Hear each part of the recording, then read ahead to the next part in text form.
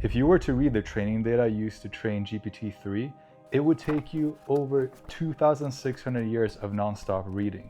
And within that colossal amount of text is anything from classical literature to research papers to code to also your personal information, hate speech, and even deliberate misinformation, which severely hinders the model's ability to do its own job. Large AI companies like OpenAI do have some serious initiatives for preventing personal data and hateful data to end up in the models. But even with the strongest filters, some of this still goes through. And the problem is, once it's in the model, it's practically impossible to get it out. It's the most computationally expensive and ethically challenging cleaning job in human history, and it's getting harder every day. So where does the data that trains these models like ChatGPT come from? A lot of it starts with this project called Common Crawl. This is a massive nonprofit organization that's been collecting web pages in a data set since 2007. They've accumulated a data set of 300 billion web pages. But the problem is that they're just getting all of it. There's no curation process. So high quality, low quality web pages, they're all bundled together. Now, apart from Common Crawl, a lot of data comes from other curated sources. A lot of it comes from Wikipedia, research papers come from Arxiv, code from GitHub, and literature from initiatives such as Project Gutenberg, which has a lot of books on there, and also Reddit for conversational data. But the problem is that the internet is of course filled with garbage content, hate speech, misinformation campaigns, and training large language models with this data will cause it to hallucinate. It can very confidently give you facts that are just not true. And actually, the majority of crawled web pages are discarded during training. This would probably give you an idea of how much on the internet is just slop. This high discard rate highlights a critical inefficiency. So much computational resources are used on scraping and processing data that is ultimately worthless for the LLM. And this has given the rise to certain new initiatives like Crawl for LLM, which proposes a web crawling process that's specifically tailored for LLM training purposes. Now, the best way to clean this content and also make sure that the model is trained correctly is reinforcement learning from human feedback. This is a process where actual humans fine-tune the model by looking at the inputs and rating the outputs. But of course, this is a very labor-intensive process and it's not really scalable. And this is how hate speech and other harmful content still make it to the models.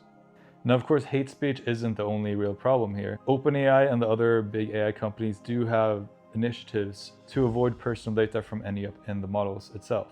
Now, it can be very easy for a human to spot whether an address is considered personal data or public information, but that's just a process that's very hard to automate. And thus, a lot of data still passes through to the training process.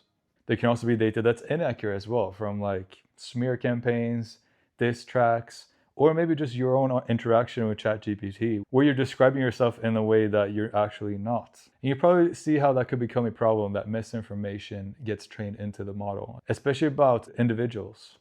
Well, okay, if ChatGPT has my personal data, I'll just tell them to remove it, right? Well, that's the tricky part. Once the data is in the model, it's not really in a neat, organized database. It's actually converted into billions of parameters.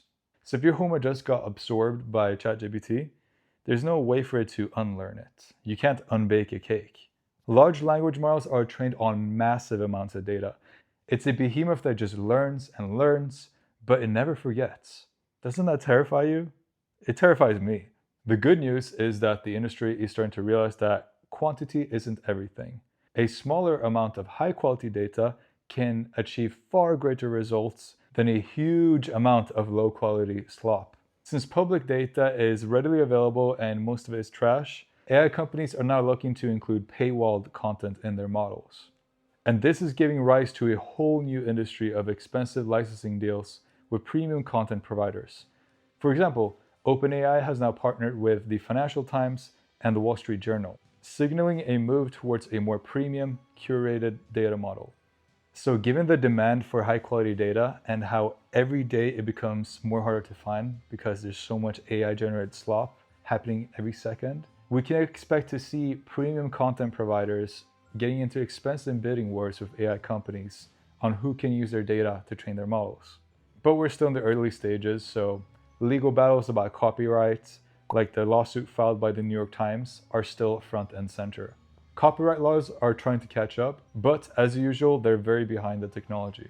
And as we see more and more AI-generated content on the web, that gives rise to another problem. What if AI starts training on its own outputs?